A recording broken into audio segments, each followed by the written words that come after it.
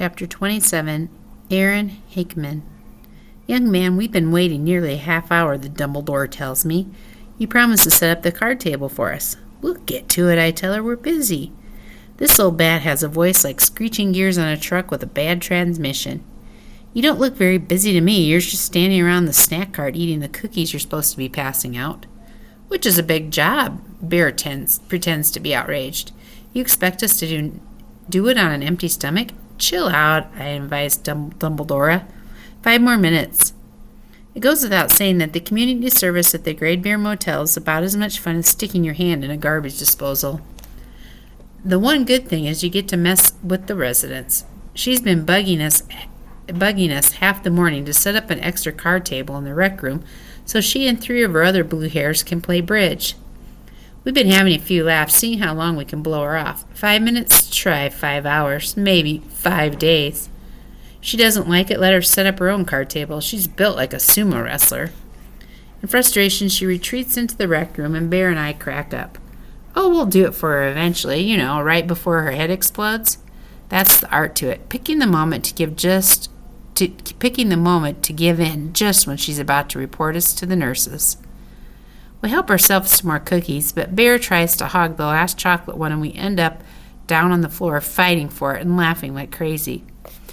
The cookie is crushed before either of us can eat it. We're getting back to our feet, brushing off the dust and the crumbs, and we see him. Chase, striding down the hall like he's on the Amazing Race, in a real hurry to get somewhere and not too thrilled about it. Ever since our fight on the football field, he hasn't been turning up for community service, not that he's really on it anyway. I guess he's back, or at least he's back visiting his old video star, the nastiest old Dumbledore in the building, overflowing with them. Bear, who has amazing sight, spots the bulging pocket first. Looks like he's carrying a baseball, but there's a piece of cloth trailing from the opening. Hey, Ambrose, I call, what you got there? He ignores me and shifts his path to the opposite side of the corridor. Bear blocks his way. The man asked you a question. Another shift, so I step beside Bear, and together we block the hall. Chase does exactly what a running back would do on a football field. He puts his head down and tries to blast through us. But we're linemen, and we stop him cold. In a game, I'd be trying to strip the ball. In this case, I reach down and grab the white fabric and yank. A dish towel opens up in my hand, and something flies out of it, and it hits the terrazzo floor with a clink. Star-shaped blue ribbon, the geezer's metal. Chase falls on it like he's recovered a fumble. Bear and I go down on top of him. 2/3 of that is ours, I snarl. It belongs to Mr. Solway. He doesn't care, Bear grunts, barely remembers it even ever had it. Get off. Somehow he heaves us both clear and scrambles to his feet, clutching the metal in his hand. You're not going to win this, man, I tell him. It's not even unfriendly. I'm giving him valuable information. We're taking that medal no matter what we have to do to you. He hesitates, considering his options. During the pause, Dumbledore comes back into the hall. What's going on now here? It's been more than 5 minutes. We need our table set up now.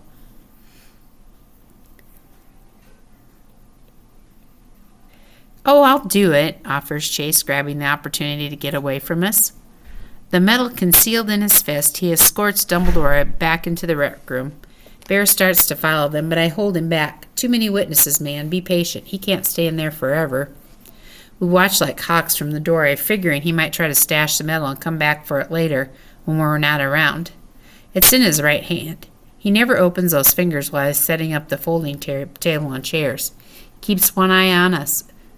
I favor him with the grin that says we're going to get you if we have to stand here until the next ice age.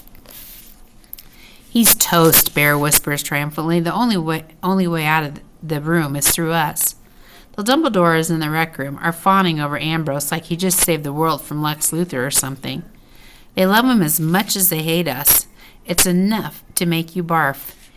He even takes a small potted plant from the TV cabinet and sets it on the table to be his centerpiece. The blue hairs are practically wriggling with joy. Then as Chase turns, his elbow knocks off the pot on the table. It hits the floor and shatters, spilling earth all over the place. Bear loves it. Ha! Idiot. Ambrose rushes to the corner where the vacuum cleaner stands against the wall. He plugs it in and starts to clean up his mess. We almost miss it. As he runs the vacuum back and forth over the dirt, he opens up his hand and drops the metal into the unit's path. In a heartbeat, it's sucked up and gone. He glances over his shoulder to see if we notice. We pretend we didn't, but Bear's face is bright red, which is a dead giveaway. Chase is vacuuming towards us now, speeding up, breaking into a run. The plug pops out of the wall. The vacuum falls silent. He keeps moving, though charging at us. Bear and I block the doorway and brace ourselves to deck him again. Just before impact, he lifts up the vacuum cleaner like a battering ram and slams into us. We're both knocked back onto our butts, choking in a cloud of dust that the collision forces the air out of the filter bag. By the time our vision clears, we struggle back up again. Ambrose is almost out of our sight, down the hall, still cradling the vacuum cleaner. We stare at each other, and the minute we get our breath back, we chorus, "Get him." We take off after our star running back. We've never been able to outpace him before, but this time he's carrying a vacuum cleaner, not a football. That's bound to slow him down.